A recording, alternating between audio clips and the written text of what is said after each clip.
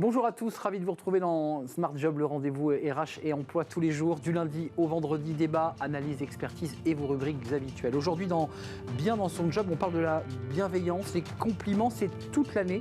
On va en parler avec Marion Chopin, fondatrice de Listen Léon, qui est une application, elle va tout nous expliquer dans quelques instants. Smart Philo, qu'est-ce que l'autorité? Oh, voilà un sujet philo.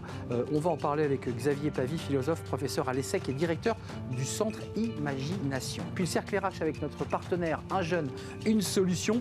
Comme chaque mois, nous accueillons Thibaut Guilhuy, le haut-commissaire à l'emploi et aux entreprises. Il sera accompagné de la PDG de Dalkia, près de 30 000 salariés dans cette entreprise, pour parler avec ses deux coprésidents de la communauté.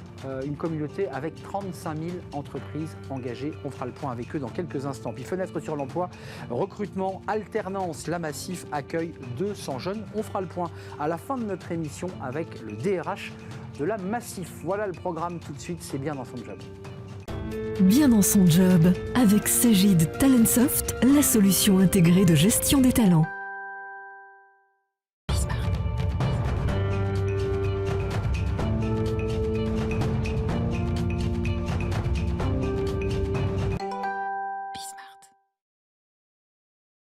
Bien dans son job, alors là, la rubrique porte bien son nom parce qu'on va parler de la bienveillance, des compliments qu'on peut se faire entre collaborateurs, entre un manager et l'un de ses collaborateurs. Et on en parle avec Marion Chopin. Bonjour Marion. Bonjour. On est ravis de vous accueillir. Vous êtes la fondatrice de Listen Léon, qui est une application. On va en parler dans le détail, mais j'aimerais quand même qu'on dise quelques mots sur votre parcours qui fait que vous êtes aujourd'hui à la tête d'une entreprise de 11 collaborateurs en France, au Québec, au Canada. Vous étiez quand même chef ou directrice de cabinet du secrétaire général d'Airbus, qui est une immense entreprise. Vous aviez, je dirais, la vie devant vous et une carrière toute dessinée. Et puis vous avez décidé de prendre une autre route. Qu'est-ce qui s'est passé ? Ce qui s'est passé, c'est que j'ai écouté aux portes véritablement. En fait, je prenais ce job, comme vous l'avez dit, et j'étais persuadée de ne pas être à la hauteur. Et puis, quelques mois après cette prise de poste, je surprends une conversation entre mon manager et le DRH. Et tous les deux étaient en train de parler de moi. Et donc, j'ai écouté aux portes. Exactement. Et ils étaient en train de mettre en valeur des forces que je ne pensais pas du tout avoir.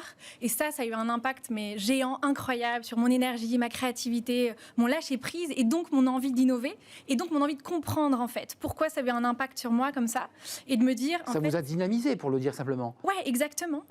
Ça m'a donné énormément d'énergie, de créativité pour cette boîte. Et ce qui ressort, c'est que ça répond à un besoin psychologique universel, fondamental, qui est le besoin de reconnaissance. Et je me suis dit, OK, ce problème-là, en fait, j'ai envie de m'y atteler, j'ai envie de tout lâcher pour essayer de le résoudre parce que c'est pas admissible encore aujourd'hui qu'il y ait 7 personnes sur 10 qui s'estiment pas apprécier sa juste valeur au travail. Oui, ça c'est un des chiffres de loi de cadre emploi. 7 salariés sur 10 se sentent pas reconnus. Alors ce qui est intéressant dans ce que vous nous racontez et qui va finalement raconter l'histoire de Listen Léon, c'est que finalement, ils vous les ont dit, ces compliments, mais pas en votre présence. Indirectement. Mais pourquoi on ne le dit pas? Qu'est-ce qui se passe? Mais par pudeur, par peur aussi de tiens, mais si je motive tel collaborateur, si je lui dis en face, il va se sentir redevable ou alors il va me demander une prime, etc. Alors que la beauté de notre app, c'est que ce sont des compliments anonymes. Anonymes comme un cadeau gratuit, désintéressé, sans rien attendre en retour, qui est vraiment Ça, c'est votre philosophie. Hein. Ouais, c'est un acte altruiste pur, vraiment, véritablement. Vous vous lancez dans votre entreprise avec cette conviction, parce qu'en fait, voilà, c'est pas un business que vous développez, c'est vous portez une conviction et autour, vous y mettez un business. C'est un peu comme ça que les choses se passent. Exactement. L'application, elle fonctionne comment? Ça marche comment? Et ça permet quoi? Il y a beaucoup de questions dans ma question. Très bien. Donc l'idée, c'est avant tout, notre mission, c'est d'aider chaque leader à prendre soin de ses collaborateurs grâce à un levier de performance sous-utilisé dans le monde de l'entreprise aujourd'hui, qui est le pouvoir de l'appréciation. Et comment on le fait? C'est hyper simple, avec une app utilisée partout dans le monde par des milliers de collaborateurs qui permet d'envoyer des compliments anonymes à qui on veut dans l'organisation. Et ensuite, nos algorithmes analysent la sémantique de ces messages pour en extraire ces fameuses forces et soft skills et offrir à un collaborateur la cartographie de ses soft skills, de ses compétences comportementales. Et à l'entreprise aussi, d'ailleurs. Également, exactement. On est d'accord. Hein. Juste des détails un peu pratiques, parce qu'on voit bien l'esprit. L'idée, c'est que parfois, on n'ose pas. Et un peu caché derrière l'écran, on peut peut-être oser. Plus de 140 signes minimum. Exactement. On est d'accord. C'est l'inverse de Twitter. C'est ça. Parce que Listen Léon, c'est un réseau à impact social, pas un réseau social. C'est vraiment un réseau à impact positif. C'est ça l'ambition. Mais bon, d'abord, il faut se connaître. Il faut quand même suivre un peu l'activité quand on est dans un grand groupe. Je pense à Airbus. Vous ne pouvez pas envoyer sur un site allemand à quelqu'un que vous ne connaissez pas. On envoie toujours à quelqu'un que l'on connaît, que l'on a croisé lors d'une réunion. On est d'accord. Est-ce qu'on peut l'utiliser? Excusez-moi, je suis un peu pervers, mais est-ce que je me dis, tiens, finalement, j'ai reçu de mon manager sur Listen Léon un super message. Puis au moment Vous ne savez pas de qui c'est. Il est anonyme. Voilà. D'accord, mais enfin, on le devine. Non. Impossible. Non, vraiment. Parce qu'en fait, on va faire un compliment sur... avant tout, on se rend compte... Moi, je ne savais pas ça. Vraiment, c'est en analysant la data. Et en fait, on se rend compte que les personnes font des compliments sur vous. Qui vous êtes. Vous êtes une belle personne. Donc, en fait, je veux mettre en lumière vos compétences comportementales. Ça veut dire l'écoute active, l'empathie, l'altruisme. Et ça, en fait, qu'on donne des détails ou pas, l'important, c'est de donner des 140 caractères, donc d'expliquer pourquoi, en fait, on trouve que tu as brillé sur ce domaine-là. Mais un DRH s'appuiera sur votre appli et dira, moi, j'y crois. D'abord, parce que je pense que l'entreprise doit aussi... Alors, on va y revenir, parce que l'idée, c'est que ça soit quelque chose de très participatif. C'est pas le DRH qui la distribue en l'achetant. Enfin, sinon, ça marche pas. Mais qu'est-ce qu'il recherche? Qu'est-ce que recherche une entreprise? Est-ce qu'elle a des signaux faibles en se disant, ma boîte, ça va pas, j'ai des tensions dans tel service, j'ai eu des retours de mails un peu pas bons, j'aimerais faire quelque chose? Est-ce que ça part de cette idée-là? En fait, je pense on est là depuis 5 ans, donc avant la crise, avant la Covid, mais il y a eu comme un sursaut d'humanité au travail avec cette crise-là, en se disant, mais qu'est-ce qui fait tenir en temps de crise une équipe? C'est en fait la richesse de son corps social, qui est quoi? Qui est la richesse des liens informels. C'est ce que Maillot décrivait dans les années 40. Et en fait, c'est pour ça, je pense, qu'on fait appel à nous. Mais c'est n'importe quel manager, en fait, qui a envie de faire du bien à ses équipes, qui fait appel à nous. Une équipe de minimum, 50 personnes. Oui, c'est ça, pour que ça puisse croiser, ramifier. Exactement, et que ça soit intéressant, parce qu'on a des sous-équipes. Donc, sinon, à 3, on est vite démasqué. Il faut quand même le dire. À 3, on voit à peu près qui a envoyé le message. Ouais. Mais sur le fond, les salariés s'accaparent l'application, se disent, après tout, c'est vachement original, et se jettent. Comment ça se passe? Parce que évidemment, vous avez beaucoup de clients qui vous suivent, qui jouent avec des guillemets, mais avec Listen Léon. Comment ça fonctionne? On se jette et puis on y va? En fait, bien sûr, on fait un événement de lancement où on garantit que 100% des collaborateurs vont recevoir un compliment fort. Et en fait, ça n'arrive pas dans la vie d'entreprise. Donc, ils sont déjà étonnés. Un compliment, là? Oui, en fait, c'est quand on lance le mouvement. Ouais, en fait, un mot. Non, un compliment de 140 caractères. D'accord. Un léon. Un léon. On l'appelle un léon. Oui, on l'appelle ça un léon. Et 2 léons, c'est quoi alors? C'est 2 compliments. C'est 280 signes. Oui, c'est ça, pas mal. Et voilà, en fait, on lance un défi collectif. Et puis, à la fin de l'événement, on dit, est-ce que ça vous tente de prolonger l'aventure? Et 99% des collaborateurs disent oui. Et c'est là où on se lance pendant 1 an, 2 ans, 3 ans. Dans l'entreprise. J'ai vu, c'est intéressant, vous avez aussi travaillé sur la neuroscience, sur ce que ça apporte à notre être et à notre corps. Il y a des études suédoises, québécoises qui convergent vers la même chose, c'est-à-dire que ça donne plus de force, qu'on est mieux dans ses baskets ou dans ses mocassins? Exactement. Alors, il y a peut-être deux sortes d'études. La première, c'est Fox, Kaplan et Damasio, des chercheurs de Berkeley qui ont expliqué que la gratitude, ça impacte le néocortex, qui est en fait le siège de l'intelligence. Donc oui, envoyer des léons, ça nous rend tous plus intelligents. Et ensuite, c'est ça qui nous intéressait. C'est qu'on s'est dit, OK, on est une start-up à impact, mais ça, il faut pouvoir le mesurer. Parce qu'aujourd'hui, seuls 2% des outils de bien-être au travail sont mesurés scientifiquement. Oui, c'est vrai. Et donc, mais vous le dites d'ailleurs, il y a des trucs classiques, des questionnaires, ça ne marche pas, enfin, c'est compliqué, on n'arrive pas à sentir ça. Exactement. Mais là, ce qui est intéressant, c'est que ce sont des chercheurs indépendants, effectivement, de l'UQAM et de l'Université de Lund. Donc Canada et Suède, Québec et Suède. Et ils ont mesuré pendant 2 ans, donc c'est une longue étude, et ça y est, ça vient de sortir dans le Journal of Happiness Studies, que Listen Léon, on le sait, lorsqu'un manager va mettre en place ces notions dans son équipe, il sait que ça va augmenter de fois 4,5% l'utilisation de ses forces au travail, 4 la motivation, fois 4 la motivation et le bien-être au travail. Et surtout, ça c'est super important, la sécurité psychologique et les besoins psychologiques fondamentaux qui sont... c'est ce que je voulais vous demander, parce qu'on est aujourd'hui sur des sujets de chefs d'entreprise qui viennent nous voir, ou de coachs, ou de structures qui travaillent énormément sur le bien-être. Est-ce que votre application, c'est une forme de préventif, un peu comme on fait de la médecine chinoise? Avant de donner le médicament, commençons par nous envoyer plus de 140 signes en se disant des choses belles, et peut-être qu'on évitera des maladies psychologiques, des dépressions, voire même des burn-out. Bien sûr, bien sûr. Après... Vraiment, c'est le point de départ on le fait beaucoup avec nos enfants, la psychologie positive, c'est de dire en fait quand tu travailles sur tes forces, tu es beaucoup plus performant et beaucoup plus efficace. En fait, c'est même tout simple, c'est juste ce constat-là, c'est de se dire on a tous des forces signatures. Vous savez, les forces signatures, selon la science, c'est des forces qui sont naturelles, authentiques et qui nous donnent de l'énergie. Et donc nous, notre ambition et notre mission, c'est de permettre à chaque être humain sur cette terre de connaître ses forces signatures. Vous êtes habité, Marion, quand même. Non, mais quand vous parlez de cela, moi, je vous imaginais évidemment dans votre poste à Airbus, un petit peu comme ça, cloisonné devant un ordinateur. Est-ce que vous vous y retrouvez, vous, à titre personnel, dans cette aventure humaine? Parce que c'est une aventure humaine que vous recherchiez. C'est une super bonne question. Je pense que c'est difficile d'y répondre, mais c'est vrai que Airbus est une boîte incroyable. J'avais des collègues assez incroyables et puis en tout cas un équilibre vie pro, vie perso assez important.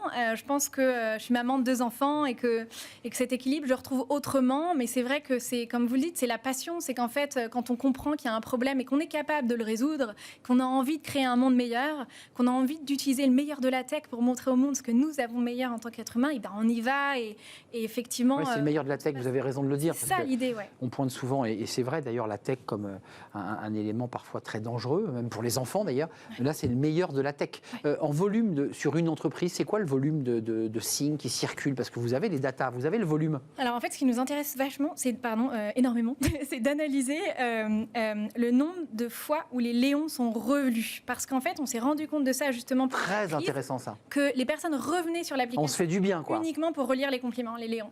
Et donc là, on en est à 350 000 léons vus en fait. Et on trouve ça juste incroyable en fait. L'impact que ça a. 350 000. Voilà, ça me fait du bien en fait de relire mes léons. Et donc vous voyez le nombre de fois, la personne se dit tiens, je ne suis pas en forme là, je vais relire ce que ce monsieur ou cette dame m'a écrit et je repars. Exactement. On a ce genre de données. Bien sûr que pour le moment, on le garde pour nous parce que l'objectif de Listen Léon, c'est vraiment le message, c'est l'entreprise qui te fait cadeau d'un abonnement à Listen Léon. Et donc, bien sûr, on est garant de ce coffre-fort de l'estime de soi. Oui, c'est ça. On ne va surtout pas partager ces datas. En revanche, nous, on l'utilise pour améliorer notre système. Par exemple, envoyer des citations, envoyer du contenu inspirant sur les forces au bon moment, aux bonnes personnes et au bon endroit, en fait. Merci pour cette passion communicative, Marion Chopin. C'était un vrai plaisir de vous entendre. Vous êtes vraiment habité par ces convictions qui vous portent et que vous portez à travers Listen Léon, cette application. Allez-y, peut-être si vous êtes dans une entreprise qui l'a, ou alors réclamez-la à votre DRH. Peut-être ça peut partir aussi des salariés. Merci de nous avoir rendu visite. Vous êtes la fondatrice de Listen Léon. On fait un peu de philo, tiens, smart philo, on parle de l'autorité. C'est pas contradictoire d'ailleurs avec la bienveillance. On en parle, c'est tout de suite. Smart philo, on parle aujourd'hui de l'autorité. Alors c'est un thème de philosophie, puis c'est aussi un thème de société. On en parle dans l'actualité, de l'autorité à restaurer. On en parle avec Xavier Pavie. Bonjour Xavier. Bonjour Arnaud. Philosophe, professeur à l'ESSEC, directeur du centre Imagination avec un grand M. Et votre dernier livre, Exercice spirituel philosophique aux éditions PUF. L'autorité, alors franchement, il faut rentrer par une porte. Elle est partout. Le président de la République incarne l'autorité, les profs, mais aussi les parents. C'est là que se trouve l'autorité, réellement ? Oui, elle se trouve effectivement à différentes places dans la société. L'autorité, historiquement, on peut la voir de 2 manières. Une autorité dite judiciaire, qui va faire les lois, mentionner la loi, et une autorité importante qui est celle des Écritures. Les Écritures, c'est évidemment la religion, et historiquement, les deux sont évidemment mêlés, puisqu'on a d'un côté le juridique, d'un côté le religieux, mais on sait très bien que pendant des siècles, ils ont été l'un et l'autre ensemble. Pour montrer la notion de philosophie et d'autorité, évidemment, toute l'Antiquité, tout l'espace contemporain a évidemment beaucoup travaillé sur la notion d'autorité. J'aime bien citer Pierre-Henri Tavoileau qui cite 3 types d'autorité. Une autorité de savoir, celui qui sait, va avoir une autorité. Il va y avoir une autorité qui est intéressante, qui est celle de la personnalité charismatique, un charisme important qui va effectivement imposer une forme d'autorité, et puis une autorité de victimisation, c'est-à-dire qu'en étant victime, je vais me retrouver dans une forme d'autorité également. Ces 3-là sont intéressantes, mais c'est évidemment la philosophe Hannah Arendt qui va déterminer une certaine hiérarchie, pour le dire, dans l'autorité, parce qu'elle dit qu'il y a une hiérarchie entre 2 types de personnes, et il faut effectivement asseoir cette autorité. Et en assignant cette autorité, on n'est pas ni dans la force, ni dans l'argumentation, mais on est véritablement dans une autorité qui n'est pas celle de la soumission. Alors c'est intéressant parce que, encore une fois, ce débat philosophique nous renvoie à des débats de société qui ont agité l'élection présidentielle. Sur la crise d'autorité, ça nous renvoie à quoi, ça ? Oui, en effet, la crise d'autorité, et d'ailleurs, c'est intéressant quand on pose la question à Hannah Arendt, elle répond, on n'a pas à se poser la question qu'est-ce que l'autorité, mais ce que fut l'autorité. Parce que pour elle, dans le monde moderne, il n'y a plus d'autorité. Ce qu'on a entendu il y a quelques semaines, vous avez raison de repréciser, dans lequel tout le monde parlait de crise de l'autorité sans jamais la définir.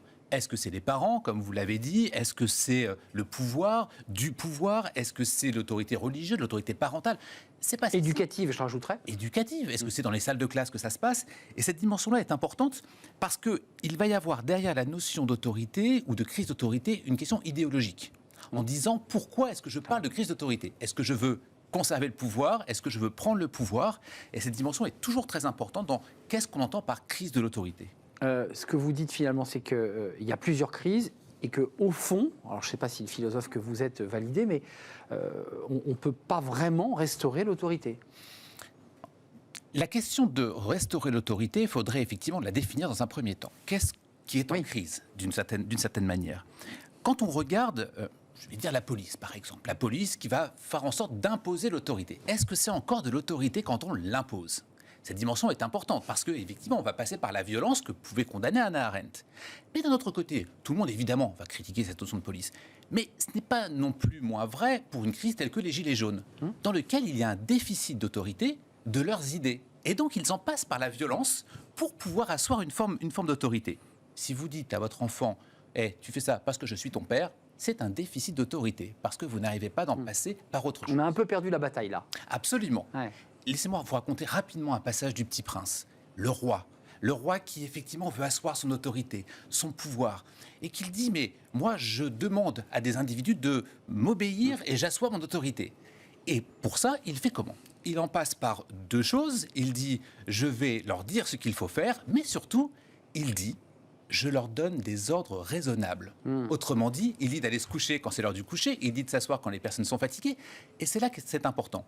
Ou bien on considère que le roi dit quelque chose de tout à fait futile, inutile, parce qu'il leur dit ce qu'ils doivent faire et ce qu'ils feraient de toute manière, ou alors, et c'est là, Arnaud, le point le plus important, il dit « je leur donne des ordres raisonnables ». Autrement dit, l'autorité n'est-elle pas liée à la question de la raison? Et la question de la raison et de l'autorité est évidemment très très liée. Alors Xavier, pour basculer, est-ce que ça ne fait pas écho aussi à ce qu'on peut vivre là, cette fois-ci, dans les organisations, pour revenir finalement dans l'espace des entreprises? L'étymologie d'autorité, c'est augere. Augere, ça veut dire augmenter. Ça veut dire que si je vous donne de l'autorité, ça veut dire que je vais vous augmenter. Donc quand vous avez un individu dans l'entreprise, un salarié à qui vous voulez donner de l'autorité, vous allez effectivement l'augmenter selon l'étymologie du terme, mais la question fondamentale est à quel endroit se trouve la raison? S'il n'y a pas de raison, comment voulez-vous que l'on puisse respecter l'autorité? Autrement dit, on doit toujours s'interroger, quand on nomme quelqu'un par exemple, quelle est la raison, qui va être évidemment une raison correcte, prouvée, argumentée. Oui, rationnelle. Rationnelle, c'est le mot que je cherchais, qui va effectivement dire je vais respecter ou pas l'autorité. Parce que si ce n'est pas le cas, alors l'autorité ne sera jamais respectée. Imaginez-vous dans une organisation où toute la journée, on vous dit d'être raisonnable, rationnel. Et du jour au lendemain, il y a quelqu'un qui va être nommé sans effectivement avoir une raison, sans preuve, sans argumentation, sans légitimité, ou juste pour l'image, ou juste pour du quotidien. Ce qui arrive, hein. Sans aucun doute. Sans aucun doute. Eh bien, on va se retrouver effectivement avec une crise d'autorité, parce que la personne aura été augmentée par un pouvoir ou par une fonction dont personne ne trouvera la raison. Donc, crise d'autorité. Est-ce qu'il est possible d'avoir la raison, mais est-ce que la question, parce que vous soulevez finalement la question de la tête du chef, la manière dont on nomme, dont raisonnablement quelqu'un va prendre le pouvoir et donc va incarner l'autorité, parce que c'est de ça dont il est question, et qui va créer des zones de frottement et des crises d'autorité. La légitimité, en fait.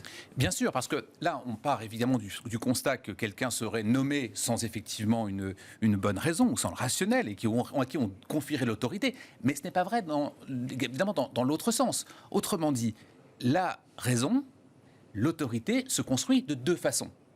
À la fois celui qui va l'obtenir et celui qui va effectivement apporter la raison. Oui.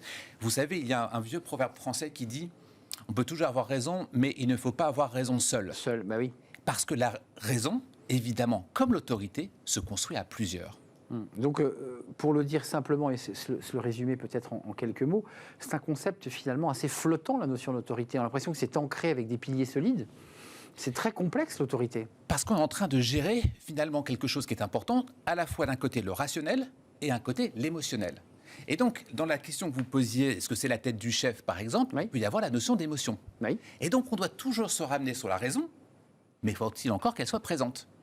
Donc, autrement dit, la question de jugement de l'autorité va être, ou l'évaluation de l'autorité, si vous voulez, doit avant tout se faire d'un point de vue rationnel, ce qui permet alors d'évacuer la question de la tête du chef. La tête du chef et des subjectivités qui en découlent. Absolument. Merci Xavier d'être venu nous rendre visite. C'est un sujet passionnant. Exercice spirituel philosophique, votre dernier livre aux éditions PUF. Merci de nous avoir rendu visite. On fait une courte pause. On va retrouver nos invités pour le Cercle RH, notre partenaire Un Jeune, une solution. 35 000 entreprises déjà engagées autour de cette communauté. Et on va recevoir les deux coprésidents. D'un côté, Thibaut Guilluy, le haut-commissaire à l'emploi et aux entreprises, mais aussi la PDG de Dalkia. Deux coprésidents qui vont nous parler cette nouvelle étape d'engagement des entreprises pour tout simplement créer de l'emploi. Une courte pause et je les accueille juste après.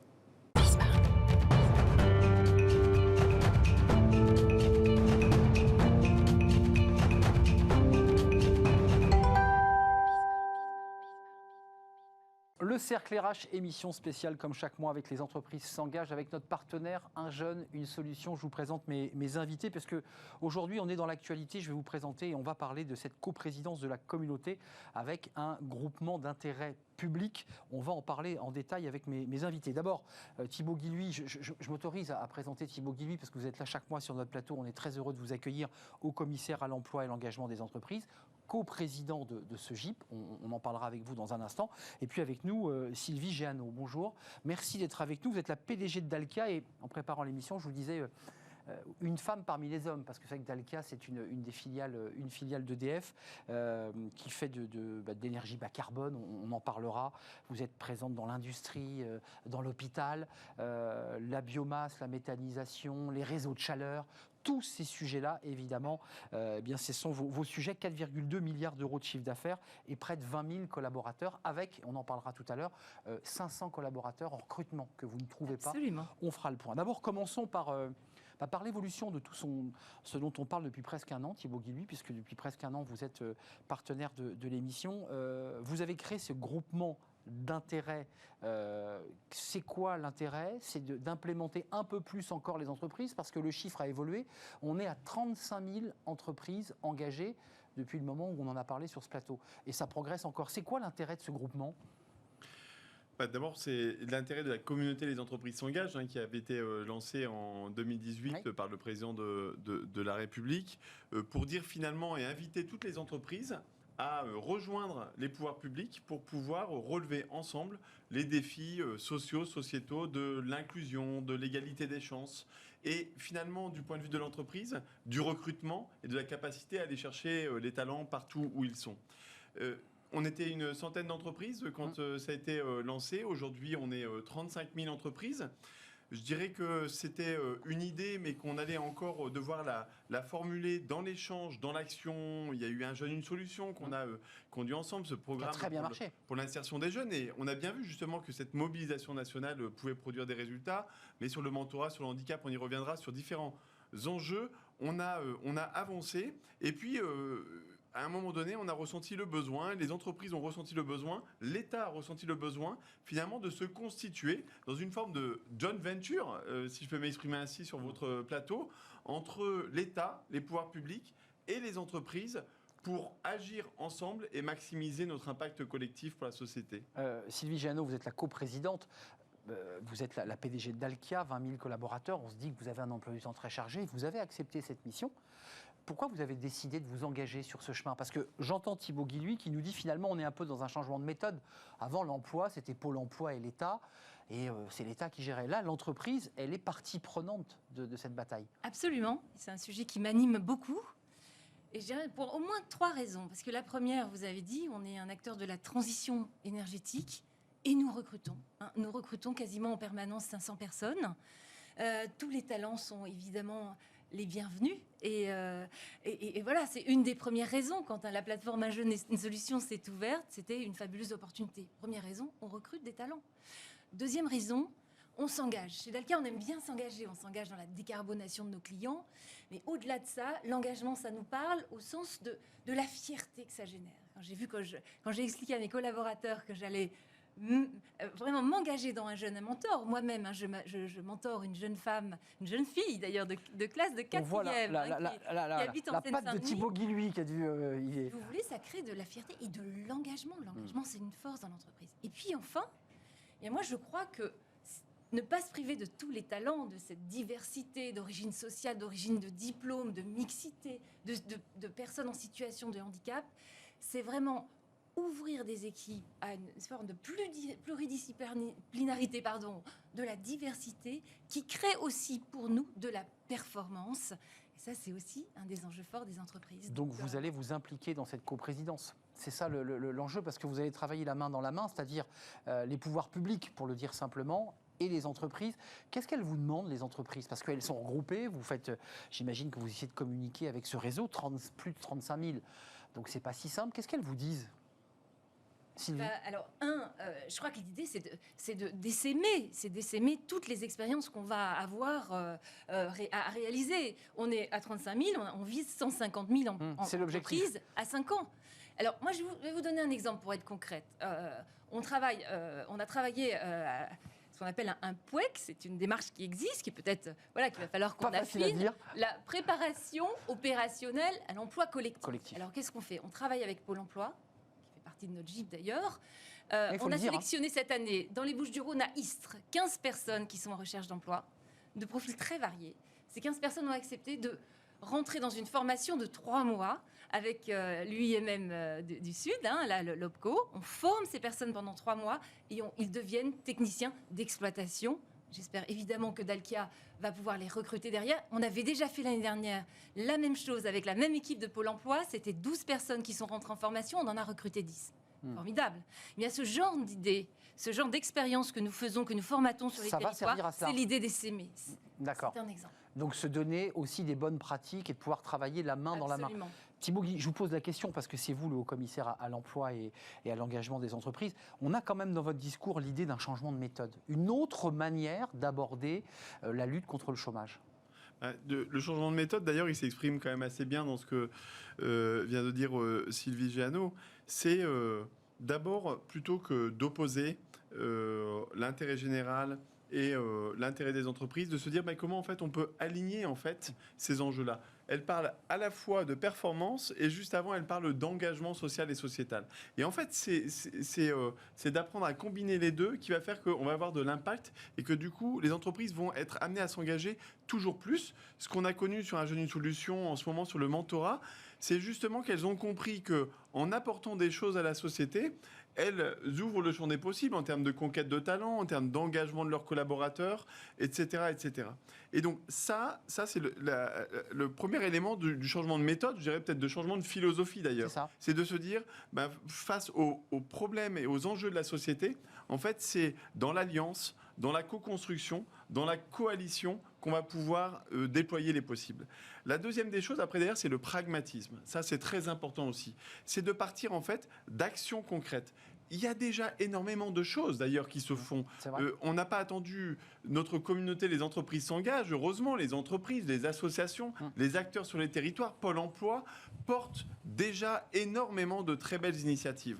Tout l'intérêt de cette communauté, par contre, c'est d'apporter la puissance du collectif. C'est que cette belle idée, par exemple, ou cette démarche, cette initiative de POEC, avouez effectivement que le nom est assez cocasse. Peut-être réinventer l'acronyme. Ça pourrait être une des contributions. Mais plus sérieusement, c'est vrai que la préparation opérationnelle à l'emploi, c'est quelque chose de génial pour pouvoir aller chercher des talents qui manquent sur un territoire, de pouvoir les former et de pouvoir leur apporter les compétences concrètes, techniques, comportementales pour pouvoir rentrer dans l'entreprise. Donc ça répond aux besoins de Dalkia et puis ça va permettre à 12 personnes qui n'avaient pas de travail de pouvoir découvrir un métier et de démarrer une magnifique carrière. Mais nous, ce qu'on va faire, c'est qu'on va travailler avec elles sur... c'est un peu compliqué quand même. C'est un peu bureaucratique, beaucoup de papiers, et donc ensemble, on va se dire, tiens, comment on va dématérialiser, comment on va faciliter en fait le parcours d'engagement de l'entreprise. Et ça, on va le faire avec Pôle emploi, avec les services de l'État, puisque c'est dans notre intérêt qu'elle n'en fasse pas 12, mais plutôt 24, puis 36, puis 48, et qu'au-delà de Dalkia, toutes les entreprises du territoire s'y mettent. Ça, c'est la première chose. Et puis la deuxième chose, c'est les outils, c'est de donner envie, en fait, une fois qu'on a une initiative qui fonctionne bien, qu'on a rendu possible, comment on va essaimer ça partout sur le territoire. Et ça, c'est la force de nos 97 clubs départementaux partout en France. Sylvie Géano, et puis quelques images, parce que vous avez lancé une campagne. Rappelons que le décret date du 26 avril dernier, de ce GIP. Tout ça est très frais. Ça va démarrer, en tout cas. Je vous écoute. Oui, et s'aimer aussi pour des petites entreprises, des moyennes entreprises, des grandes entreprises. C'est peut-être plus facile, effectivement, pour des grandes entreprises d'accéder à des choses très normées.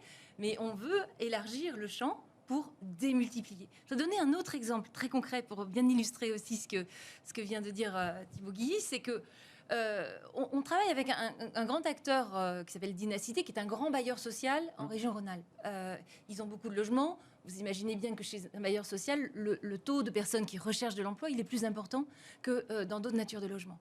Eh bien, on s'est dit, nous, on recrute. C'est notre client, c'est mes salariés, les employés de Dalkia qui s'engagent. Et dit finalement, est-ce qu'il n'y a pas moyen d'aller finalement trouver une solution entre des personnes qui sont en recherche d'emploi chez mon client et nos besoins. Et on travaille avec une association là, donc on fait rentrer une association qui s'appelle RED, R-E-E-D, qui est une sorte de spécialiste de l'intérim de l'insertion. Et on a trouvé déjà une première personne sur laquelle qu'on a formé, sur le site, qui intervient déjà pour Dalkia. Ouais. On en a déjà 2 autres. Et l'idée qu'on a derrière, si ça marche, cet intérim de l'insertion, c'est que derrière, peut-être qu'on pourrait aller vers un autre POEC qui sera plus pérenne pour une véritable reconversion pérenne dans l'entreprise. Vous voyez qu'on passe... Donc une forme d'agilité aussi. Absolument. Et une forme d'intelligence aussi, de pas de rester dans les structures très administratives, parfois un peu lourdes, mais c'est d'inventer, c'est ça l'idée. C'est d'inventer, puis surtout... vous voyez bien quand même que derrière, finalement, c'est quand même aussi de l'ingénierie, c'est les compétences, c'est trouver la bonne association, trouver le bon dispositif, trouver les bons partenaires, c'est pas forcément évident. Et donc, c'est beaucoup plus rassurant aussi quand on se retrouve avec d'autres chefs d'entreprise qui disent tiens, moi j'ai mis ça en place, ça fonctionne bien, tu devrais travailler avec telle association, avec tel bailleur social, et on va pouvoir déployer. Et ça, c'est ce qu'on va apporter avec la communauté, les entreprises s'engagent. C'est finalement, donner envie de s'engager. Et puis une boîte à outils concrète aussi. Exactement, la boîte à outils, puis ensuite après d'ailleurs on essaime. Et ça, ces outils-là, c'est vraiment très important. Alors regardez ces images, c'est votre campagne, on la découvre justement pour Smart Job. Cette campagne pour peut-être vous donner envie d'aller plus loin et d'atteindre les 150 000, puisque c'est l'objectif sur 5 ans, la campagne des décideurs s'engage. Dans des milliers d'entreprises en France, on s'engage. On s'engage les uns pour les autres. Pour ceux qui manquent encore d'expérience et ceux qui en ont déjà beaucoup. Pour ceux qui ne viennent pas d'ici et ceux qui reviennent de loin. On s'engage pour ceux qui ont de l'énergie à revendre et ceux qui veulent une deuxième chance. Pour ceux qu'on regarde différemment et ceux qui voient les choses autrement. On se fiche bien du lieu de naissance et on accueille tous les talents. On s'engage pour ceux qui en ont besoin et cela change parfois notre destin. Partout en France, les entreprises s'engagent.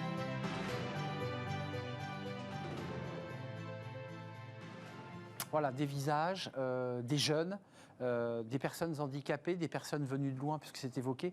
Un petit mot, parce que c'est un vrai sujet, j'allais dire, législatif et politique, sur la place des réfugiés. Alors je pense évidemment aux réfugiées ukrainiennes, qui sont en grande majorité des femmes, mais des milliers de réfugiés aussi qui sont en attente de validation de documents administratifs, qui ont parfois des compétences dans leur pays et qui sont aujourd'hui dans des situations très difficiles d'accès à l'emploi, car ils ne peuvent pas y accéder. Qu'est-ce que vous en pensez sur cette question, Thibaut Guilluy ? Est-ce que la loi doit changer ? Est-ce qu'on garde les règles telles qu'elles sont ? Est-ce qu'on ne peut pas s'appuyer aussi sur ces talents venus de très loin pour beaucoup ? Enfin, je vous vois réagir. Sylvie Géano, parce que c'est un vrai sujet de fond, ça. C'est un sujet, en tous les cas, qu'on peut verser à notre gîte, à notre démarche. C'est une réflexion à mener. On réfléchit ensemble, entre les entreprises et les pouvoirs publics, et quelles solutions on peut apporter. Donc, voilà, c'est pas un sujet évident. Il y a le sujet de la langue. Pour les femmes ukrainiennes, notamment. Voilà, faire une technicienne d'exploitation, pourquoi pas, mais... c'est impossible, enfin, en tout cas. Sujet, pas facile. Mais il y a des sujets, il y a des métiers, peut-être dans l'informatique, peut-être des métiers d'ingénieur. Donc, évidemment, tout ça se regarde, et en communauté, puisqu'il y a diversité, de métiers qui sont aussi présents. Thibaut Guilluy, Bah, parce que la finalité, c'est de répondre aussi à la pénurie de main-d'œuvre face à laquelle Voilà, et on c'est est. en route. Hein. Ouais. Et typiquement sur l'insertion, et sur l'accueil des personnes réfugiées, en fait, c'est la communauté, les entreprises s'engagent, qui a été mobilisée par le gouvernement pour dire comment on peut aider les entreprises à identifier, à accompagner, à intégrer ces personnes réfugiées. On a déjà plus de 13 000 emplois qui ont été recensés, 13 000 propositions d'embauche pour les personnes, réfugiées ukrainiennes. Mais simplement, on a travaillé avec le ministère de l'Intérieur justement pour la question des papiers, parce que pour certaines entreprises, c'était pas si simple que ça. Et donc, on a amélioré. Ça s'est accéléré il y a quelques Voilà, on a semaines, amélioré le processus parce qu'on a un retour du terrain. Ensuite, la question de la langue, sur laquelle on est en train de mettre en place aussi des actions très concrètes aussi pour accompagner les réfugiés et les entreprises en à faire parallèle face. de l'emploi. Exactement. Et puis, d'ailleurs, on travaille aussi sur la question du logement, parce qu'il y a le travail, mais il y avait aussi la question de l'hébergement. Donc là, c'est là où nous, on va mobiliser aussi le ministère du Logement et on va essayer de rendre plus facile la connexion entre les solutions d'hébergement et puis le recrutement. Très concrètement, la semaine dernière, on était chez les bistrots Pas Parisiens, qui est une entreprise. Ils sont pas parisiens parce qu'ils sont pas dans Paris, mais ils sont vraiment géniaux, ces bistrots Pas Parisiens. Et j'ai discuté avec une dizaine de réfugiés ukrainiennes qui avaient commencé à travailler dans cette entreprise, où l'entreprise s'était organisée justement avec la mairie, avec nous, avec les partenaires publics, pour pouvoir les accueillir dans les meilleures dispositions possibles. Et le chef d'entreprise disait, évidemment, ça le motive, il est particulièrement engagé, il se trouve qu'en plus de ça, sa femme est d'origine ukrainienne, mais au-delà de ça, il dit, mais on cherche des compétences, et c'est une vraie solution aussi, il ne faut pas se cacher, c'est aussi une vraie solution pour mon entreprise. Vous voyez, donc on peut faire du bien en faisant aussi avancer son entreprise. En parlant de formation, parce qu'il y a le sujet de l'inclusion que vous évoquez dans ce clip de lancement de la communauté, puisque vous l'appelez la communauté, je pense que c'est le terme que vous allez consacrer, la communauté plus que le GIP, qui est un mot un peu juridique. Comment ça se passe chez vous, chez Dalkia? Parce que quand on regarde les processus de formation des métiers techniques, on voit qu'il n'y a pas de fléchage. Les jeunes, ils vont de moins en moins, que certaines écoles n'arrivent pas à remplir. Et je pense aux chauffagistes, aux plombiers, aux bouchers, aux poissonniers, cordonniers, bref. Comment ça se passe chez vous? Comment vous faites? Parce que vous faites un appel à la communauté, là, pour le coup? Vous pointez un très bon sujet, c'est-à-dire que les métiers techniques aujourd'hui ont pêché un petit peu en attractivité. Et donc, évidemment, tous les outils que mettent à disposition les entreprises s'engagent sont utiles. Un jeune, une solution. Tout ce qui tourne autour de l'apprentissage, tout ce qui tourne autour du stage de troisième. Le stage de troisième est un moment clé, je crois, pour donner envie. Les métiers que vous citez, chauffagistes, plombiers, etc., ce sont aussi les métiers de la transition énergétique. Alors, tous les jeunes nous disent, on veut de la transition énergétique, on veut une société plus inclusive et plus durable. Venez nous rejoindre. Et donc, voilà, le mentorat est aussi un fabuleux outil pour aller orienter, accompagner, expliquer à des jeunes quels sont les métiers porteurs. Donc, voilà, tous ces outils-là, ce sont des exemples, ils existent déjà, vont être au service de plus de jeunes dans les métiers de la transition écologique. Est-ce que la communauté sert aussi, on l'a vu sur les bonnes pratiques, sur l'idée, moi je le fais chez moi à Istres, peut-être qu'on peut le faire dans le Nord, est-ce que c'est aussi un moyen de créer un réseau d'entraide, de se dire, écoute, moi je sais que là il y a des chauffagistes, peut-être que ça peut intéresser Dalkia. Je veux dire par là une forme de dérégulation et de disruption un peu du modèle classique de Pôle emploi, puisque l'entreprise assez fréquemment se tourne vers Pôle emploi, dit je cherche 2 chauffagistes, Pôle emploi lui envoie une liste de gens, ça ne correspond pas toujours, parfois ça ne se passe pas bien, parfois les gens ne viennent pas d'ailleurs, parce que les entreprises le constatent. Est-ce que c'est aussi une manière de rendre un peu plus efficient notre système? Alors, bon, sans critiquer Pôle emploi, qui fait un travail assez important, mais quand même. Oui. D'autant plus que, pour le coup, ce qu'on constate aussi, c'est que souvent, les entreprises qui recourent à Pôle emploi, je crois que le NPS, il doit être de 8,5. Donc, c'est-à-dire, elles sont contentes, en fait, de passer par Pôle emploi. Donc, le service est rendu. Il y a beaucoup. Ça ne veut pas dire qu'il y a évidemment des améliorations à faire. Mais franchement, il y a un service qui est rendu. Et je vais vous prendre un exemple. Typiquement, la POEC, elle a bien été mise en place avec Pôle emploi. Ce qui est intéressant avec ce réseau-là, c'est que par exemple, on va développer des job dating sportifs dans les Hauts-de-France avec des clubs d'athlètes, Pôle emploi. On amène une centaine de demandeurs d'emploi, une vingtaine de recruteurs. Ils viennent en short. sur le terrain sur le terrain de sport C'est ludique, là. ou dans la salle de Effectivement. sport, ils font du sport ensemble pendant 1h30, 2 heures. Ensuite, un petit gueuleton à midi. Et puis, c'est seulement l'après-midi que, hop, chacun se met en rhabille. tenue de ville. Et puis, on découvre qui recrute et puis qui cherche du travail. Il y en a en moyenne entre 60 et 70 sur les 100 qui repartent avec un contrat de travail. Eh bien, ça fonctionnait bien. Dans les Hauts-de-France, c'est avec Philippe Lamblin qui préside cette ligue d'athlétisme qui avait mis ça en place avec les entreprises qui Génial. s'engagent. Ben maintenant, on le déploie partout sur le territoire, à La Réunion, en Guadeloupe, dans le Rhône, en PACA, etc., en s'appuyant justement aussi sur les équipes de Pôle emploi. Donc, c'est les entreprises, les services de l'État pour débloquer, et ensuite, après, derrière, la diffusion partout sur le territoire. Ça, c'est ça, la communauté des entreprises s'engage. Donc, C'est dites-vous ça bien... l'éthique ou la philosophie du mouvement, quoi. Oui, je pense que rendre ça simple aussi. Beaucoup de chefs d'entreprise se disent mais j'ai tellement d'autres choses à faire. C'est Surtout, je suis patron de PME. Moi, j'ai été chef d'entreprise pendant longtemps. Ouais, c'est vrai que vous avez tellement c'est d'autres lourd. choses à penser. Vous dites oulala, ça fait encore un truc de plus. J'ai pas de DRH ou j'ai pas de directeur de la RSE Ouais. ou etc. Non merci, pas pour moi. Mais c'est beaucoup de Mais là, en paperasse fait, ce parfois. qu'on est en train juste de dire, c'est que de temps en temps, avec des choses simples, ça vous apporte une solution à vous, plus ça apporte du sens commun. Mais d'ailleurs, est-ce que vous imaginez, tous les deux d'ailleurs, imaginez qu'on soit dans une situation de pénurie d'emploi? Parce que c'est vrai que souvent, il y a eu beaucoup de demandeurs d'emploi, le chômage montait.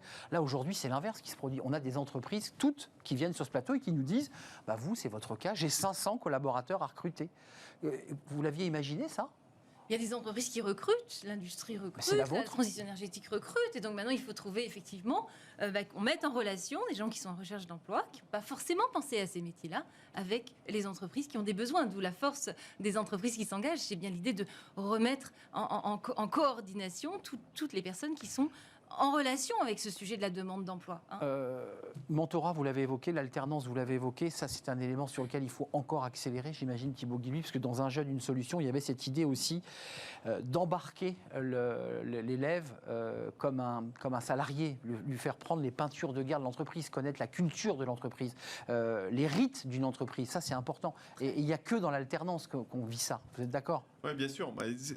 D'ailleurs, on a beaucoup parlé de tout le chemin qu'on avait parcouru sur l'apprentissage et on peut s'en réjouir. Hein. Je rappelle, moins de 300 000 apprentis en 2017, plus de 720 000 en 2022, malgré la crise.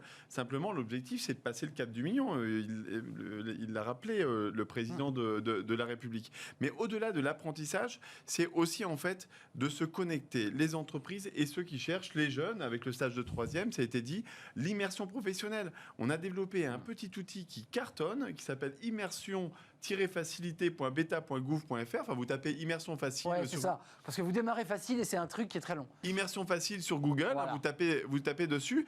Et en fait, c'est la possibilité qui vous est donnée de façon très simple, en 5 minutes, de vous inscrire et de recevoir des candidats qui cherchent peut-être dans les métiers de l'énergie, mais dans l'aide à domicile, dans la restauration. Vous allez les accueillir pendant 15 jours, un mois. C'est une sorte de stage en fait, et qui va faire la rencontre entre une personne, un métier, une personne, une entreprise.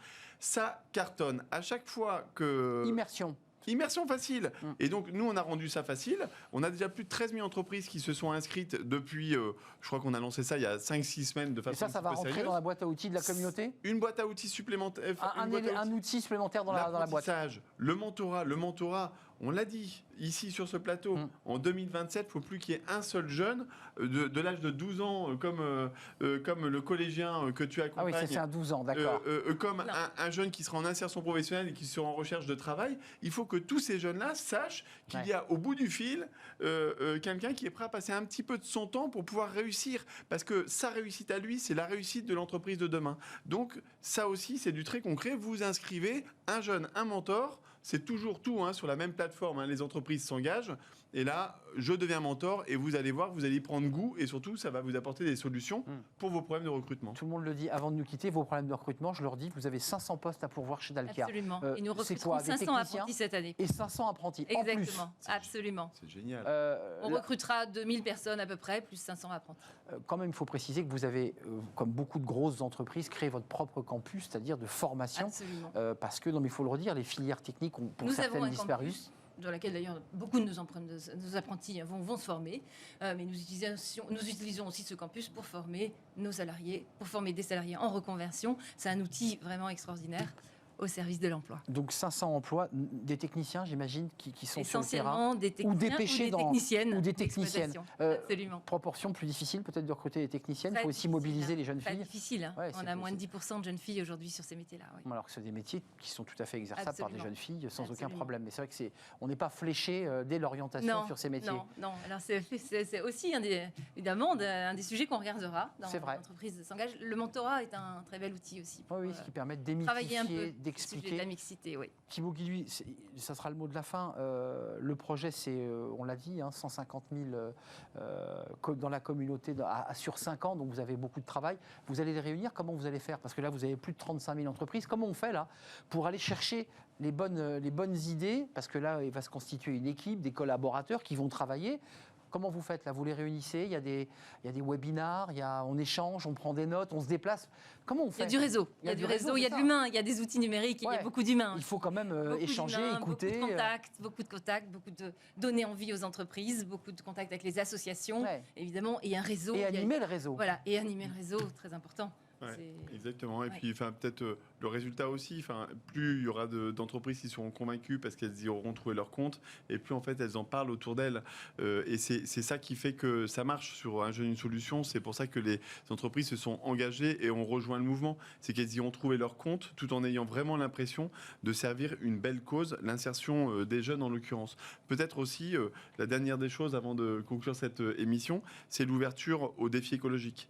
On a beaucoup parlé de social, d'inclusion, d'emploi, mais c'est deux facettes d'une même pièce, l'engagement écologique, et donc on va aussi accompagner les entreprises qui s'engagent pour la sobriété énergétique, pour les achats à impact environnementaux, et donc toutes les entreprises qui veulent nous rejoindre et créer de la valeur avec leurs valeurs sur l'écologique comme sur l'emploi, c'est la communauté, les entreprises s'engagent. On l'évoquait tout à l'heure avec Sylvie Géano, que je remercie d'être venue sur le plateau, parce que c'est des métiers qui mettent du sens.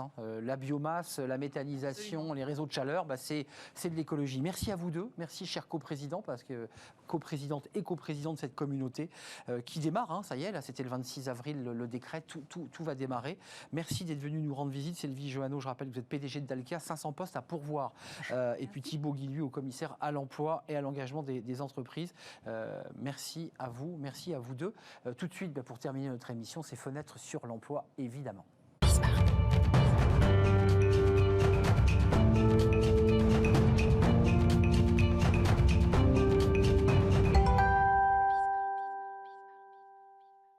Fenêtre sur l'emploi, on parle aujourd'hui avec le DRH de la Massif, Nicolas Lorenz. Merci d'avoir répondu à notre invitation.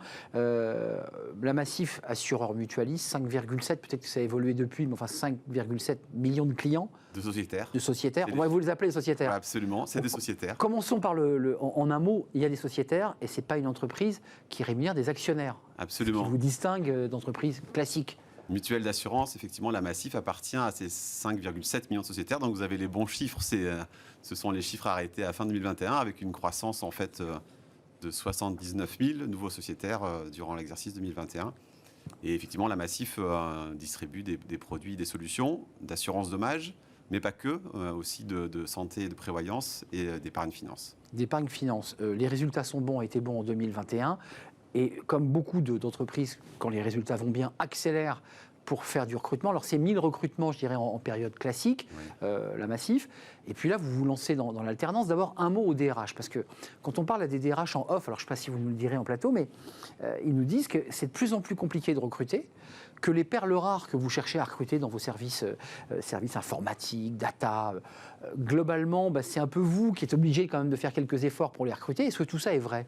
Oui, c'est vrai. Alors nous, on va dire qu'on a 3 compartiments principaux, mais je dirais peut-être un mot de l'alternance. C'est finalement quand même le cursus honorum, c'est de rentrer dans les produits de distribution, d'assurance qu'on pourrait assimiler à des fonctions commerciales ou d'expérience client. Le deuxième axe... Guichet, excusez-moi, enfin des réseaux guichets. Oui, on a 3 axes. En fait, on a des points d'accueil physiques, 450 qui maillent le territoire. Ce qui fait aussi l'attractivité de la Massif, c'est qu'on est positionné partout. On a des centres de relations à distance, téléphoniques, et puis on a aujourd'hui maintenant aussi une interaction avec le web, où en fait nos sociétaires peuvent interagir avec nous. Donc, et c'est là que vous cherchez les perles rares parfois, pour améliorer les sites, pour... Oui, alors effectivement, sur la partie informatique, mais si je continue, sur le deuxième axe fort, c'est quand même la gestion de sinistres. Donc, en fait, finalement, un sociétaire, il est content d'avoir un produit massif, mais il est content surtout quand on gère son dommage de manière correcte. Et le plus vite possible, enfin dans les délais raisonnables. Exactement. Et donc là, on a aussi des choses qui évoluent un peu par rapport à l'expérience du salarié. On lui donne plus d'autonomie, plus de sens, j'en dirais peut-être un mot. Et puis effectivement, comme vous le dites fort justement, une tension sur les fonctions support. On va dire que nous, on a 3 axes principaux massifs. On a sur les fonctions marketing, on recrute beaucoup en ce moment pour être justement au plus près de tout ce qui pourrait être l'évolution du marché, des comportements des sociétaires. La partie informatique, informatique où on est positionné quasi exclusivement à Niort. Donc un peu un marché en tension avec... Pas simple, hein? Non. Non, parce que vous dites à un collaborateur, il y a le télétravail, vous avez signé un accord, me semble-t-il. Absolument. Vous dites à un collaborateur, il faut quand même venir 2 jours à Niort. Oui. Et il vous dit, caricature, je ne vais pas me faire tirer les oreilles, mais c'est où Niort, quoi. Oui, alors il faudrait qu'ils viennent voir parce que c'est très beau. C'est Niort, très sympa. Voilà, hein, je confirme. C'est dans mais néanmoins, c'est en province, quoi. Oui, mais on a, comme vous le dites, sorti de Covid, un bénéfice finalement pour des propositions en fait à rémunération souvent équivalente, d'ailleurs que en zone parisienne, un cadre de vie qui est tout à fait agréable. Et on s'y sent mieux quand on vient au vert. Voilà, donc ça, vous en avez bénéficié. Ça, on est pas mal là-dessus. Et puis, on va dire le troisième axe, c'est tout ce qui concerne en fait les fonctions de contrôle et de risque, avec des structures d'assurance qui sont peut-être un tout petit peu en décalage des structures bancaires. Et en fait, donc, on est en train, nous, de compléter nos équipes sur ces sujets-là. Pourquoi? Parce qu'il y a un besoin là, de renforcer le pôle assurance. Oui, la partie pilotage économique et la partie réglementaire, conformité. Ce sont des métiers où, au massif, on recrute pas mal en fait en 2022. Vous êtes là aussi pour nous parler des métiers de l'assurance, alors à travers la Massif, mais les métiers de l'assurance, parce que pour le coup, ce sont des belles entreprises, mais c'est vrai que spontanément, quand vous interrogez des jeunes, ils vous disent pas spontanément, il faut le reconnaître, tiens, je vais me lancer dans une carrière de l'assurance. C'est vrai ça. Oui. On y vient un peu par hasard. Et puis finalement, on y fait carrière. Absolument. Alors, c'est vrai qu'à la Massif, on a la chance d'avoir plus de 150 métiers différents. Donc, sur l'intégralité du territoire, mais si les fonctions support sont plus particulièrement installées à Paris et à Niort. Et en fait, aujourd'hui, on est sorti de Covid aussi, une entreprise qui a l'air insolite, si je peux m'exprimer ainsi. Donc, on est... Une belle entreprise, voilà, des vieilles maisons, mais qui se développent. Ouais. On est à un plan stratégique très ambitieux, tant dans l'expérience sociétaire que dans ce qu'on propose aux salariés. Donc voilà, donc on a une attractivité. On essaye aussi de se distinguer par rapport à nos concurrents. Donc, notre capacité, notre... empreinte RSE aussi, d'assureurs mutualistes, d'entreprises mutualistes. Très important. Voilà, pour pouvoir proposer des choses un peu originales. Le sens, ça joue dans le recrutement, parce que vous avez beaucoup d'interlocuteurs que vous rencontrez ou que vos équipes rencontrent qui disent « mais moi je veux bien venir à la Massif, mais prouvez-moi que votre RSE elle est bien en règle, que vous êtes bien engagé sur des enjeux écologiques ». Ça c'est réel, ça aussi. Oui, absolument. Alors, donc, par exemple, si je prends une illustration, on développe un forfait mobilité dans le cadre de notre NAO. On reverse là dans les prochains jours, les prochaines heures, 35 millions d'euros en fait d'intéressement et de participation, qui est en fait la juste répartition des résultats, bons résultats de la Massif. On essaye aussi, comme vous l'avez dit, vous parlez de télétravail. Aujourd'hui, c'est une question qu'on nous pose plus qu'avant. Finalement, voilà les opportunités de télétravail. 2 jours, 3 jours, comment ça marche chez vous? Aujourd'hui, on est sur 2 jours ou sur 8 jours en fait en cycle mensuel en fonction de la spécificité de son métier. Voilà, mais ça reste un questionnement qui devient maintenant un peu incontournable. Et puis venir aussi, je le dis, faire des plateaux de télévision pour dire voilà ce qu'on fait, voilà ce qu'on propose. Mais c'est important parce qu'auparavant, c'est vrai que c'est des questions que vous ne vous posiez pas. Je veux dire, les gens poussaient votre porte, vous les recrutiez. C'est plus aujourd'hui le cas. Vous avez aussi, comme beaucoup d'autres, réfléchi à l'alternance. Ça, c'est très intéressant. D'abord, pourquoi cette stratégie et en quoi ça vous est utile d'avoir finalement des collaborateurs formés maison, en quelque sorte? Bien sûr. Alors, en fait, dans le cadre de notre plan stratégique, on avait l'ambition d'ouvrir un CFA massif, maison. Là-bas, à Niort? Voilà. Alors, oui, pour avoir le sourcing pas loin. Exactement. Alors, il n'est pas vraiment à Niort, mais parce qu'il est présent en fait. Dans le bassin? Non, on est sur 16 endroits différents. Et donc, en fait, on a créé ce CFA massif et on l'a ouvert avec 2 ans d'anticipation. Pourquoi? Parce que finalement, sorti de la phase Covid, donc en l'occurrence en septembre 2021, on s'était dit il faudra qu'on soit présent, massif, entreprise citoyenne, pour accompagner finalement le repositionnement de ces étudiants qui ont été percutés en fait pendant près de 2 ans. Et donc en fait, on a modélisé en 7 mois de temps, ce qui est quand même un tour de force, la création du CFA, il y a des interactions. Donc avec les la programmes, administration, mettre en place les programmes. Bien sûr, des normes qualité Calliope qui sont des Bien choses sûr. qui sont au parcours du combattant. Et donc on a ouvert en septembre 2021 Une promo, plusieurs promos. 12 promos. Voilà, et donc cette année, et d'ailleurs je fais la publicité, on ouvre 16 promos cette année partout en France. Combien d'étudiants ça concerne là, Alors au là, ça total concerne en fait 250 personnes, en sachant qu'on a 50 alternants qui sont eux sur les métiers fonction support, qui ne sont pas en classe de 12. D'accord. Voilà, mais c'est un axe, et vous avez raison, ça doit nous permettre de diversifier. On a 1300 CDI à recruter cette année, et donc on espère en fait de pouvoir avoir un taux de transformation entre 30 et 40% de nos alternants. Qu'on comprenne bien votre CFA sur les sites que vous avez ouverts avec les 16 promos qui vont s'ouvrir, ce sont intégralement des étudiants ou des salariés étudiants qui iront à la Massif ou ils pourront sortir et aller à la concurrence, qu'on soit... Alors ils pourront déjà poursuivre leurs études, parce qu'en fait, D'accord. voilà, nous on prépare un bac plus 3, Ouais. que ce soit dans les métiers de la distribution ou dans les métiers de la gestion de sinistres, c'est nos deux axes principaux. Et donc en fait, au terme de ce bac plus 3, il y a bien entendu... voilà. On continue. S'il y a Stop ou encore quoi. Exactement. Donc s'il y a l'affectio societatis avec la Massif, on peut rentrer en CDI. On peut aussi poursuivre son alternance sur des fonctions en fait master 1 ou master 2, et on peut aussi en fait pouvoir imaginer. Aussi et surtout. Voilà. Non, mais vous les encouragez, j'imagine, à aussi se sûr. diriger vers... parce que c'est un CFA estampillé Massif. Absolument, oui. Donc ça veut dire que le message est assez clair quand même. Oui, et d'ailleurs, les classes sont positionnées sur les bassins d'emploi où on aura des opportunités. Donc stratégiquement, vous vous êtes dit, il faut qu'on ait un sourcing à proximité des sites Oui. massifs, donc Niort, mais pas qu'à Niort, Non. j'imagine Paris aussi peut-être. Alors, on en a à Niort, on en a à Toulouse, on en a à Ilzac, on en a à Vendin, on en a à Nantes, on en Ouais, donc a... au plus près des bassins d'emploi, Exactement. pour aller chercher ces jeunes, des jeunes bacheliers qui sortent du bac. C'est quoi le Non, profil là, en fait, on prend des bacs plus 2 qu'on amène au bac plus 3. D'accord, donc ça arrive au niveau master. Alors, on les arrête au bac plus 3. Nous, on fait l'année de bac plus 2 à bac plus 3. D'accord. Et après, où ils poursuivent leurs études, avec nous ou dans une autre entreprise. Et en sachant que tous les ans, on réajuste en fait l'endroit où on positionne les classes au vu de nos opportunités professionnelles. Pour qu'on soit bien clair, ça veut dire que potentiellement, tous ces jeunes alternants, s'ils ne décident pas de poursuivre ensuite en bac plus 5, ont un emploi potentiel chez vous. On est d'accord? Absolument, ils pourraient avoir cette opportunité-là si on est au bon niveau en fait d'appétence au métier. Et de leur diplôme, Et, évidemment, voilà, acquis. et du bon niveau de compétences. Juste avant de nous quitter, quand même un mot, parce qu'on ne parle jamais des services clients.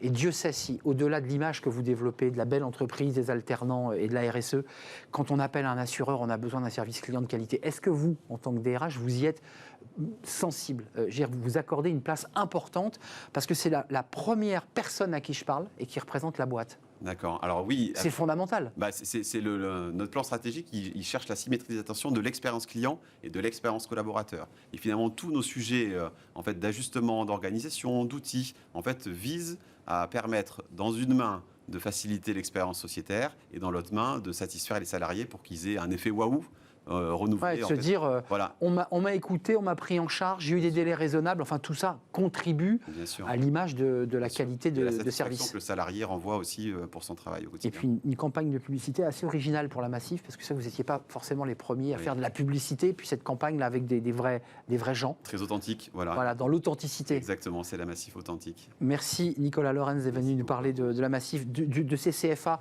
Il n'y en a pas qu'à Niort, hein, donc allez jeter un œil peut-être, parce que c'est peut-être l'occasion d'aller voir s'il reste des places. On est en plein recrutement. Voilà, il y a du recrutement Voilà. en CFA. Allez donc pousser la porte. DRH de la Massif, c'est un vrai plaisir de vous accueillir. C'est la fin de notre émission. Merci à vous, merci de l'avoir suivi, merci de votre fidélité, merci pour les messages sur l'ensemble des réseaux. Merci à l'équipe, merci à Romain Litt évidemment pour la réalisation. Merci à Saïd pour le son, merci à Fanny Griesmer, merci à Lily qui nous accompagne dans l'émission. Je serai là demain. D'ici là, portez-vous bien. Bye bye.